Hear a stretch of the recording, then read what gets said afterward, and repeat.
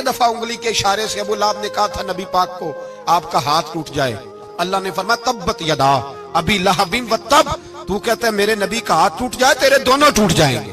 اور سنو ابو لہب کا حال کیا ہو۔ ابو لہب کا معنی ہے ابو لہب شولوں کا باپ، لہب شولوں والا۔ کیا مطلب؟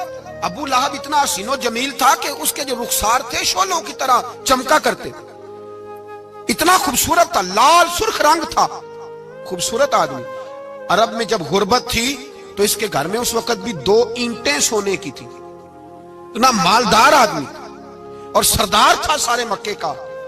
لیکن نبی پاک کی بے ادبی کی، تمہیں پتہ ہی نہیں کہ رب دنیا میں سب سے زیادہ ناراض ہی اس سے ہے جو اس کے رسول کا بے ادب ہے، سب سے زیادہ ناراض ہی اسی سے۔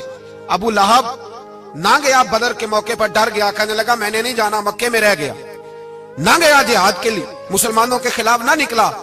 لوگوں نے بڑا اس کو لان تان کیا، لیکن کہنے لگا میرے خرچے پہ 4-5 بندے لے جاؤ، میں نہیں جاؤں گا، پیچھے رہ گیا۔ لوگ کہنے لگے بچ گیا، لیکن اس کے جسم کے اندر ایسی بیماری نکلی کہ ریشے سے بھر گیا سارا وجود، ریشے۔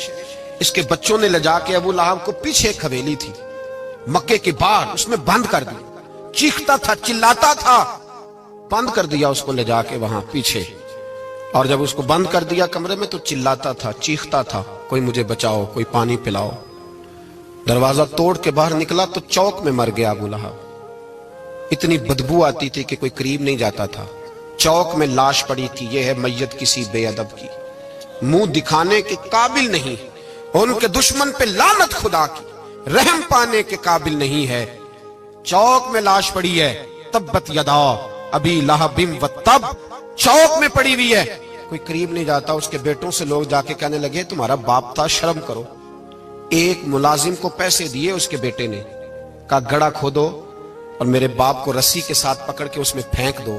ایک گڑھا کھودا مکے کی گلی میں اور رسی کے ساتھ پکڑ کر، رسی کے ساتھ باندھ کر اس کی ٹانگ کو گھسیٹ کر اس گڑھے میں ڈال دیا، اوپر سے مٹی ڈال دی، بدبو کا وہ ڈھیر بند کر دیا۔ ابو لہب مکے کا سردار تھا، پر جانے کہاں مردود دفن ہے۔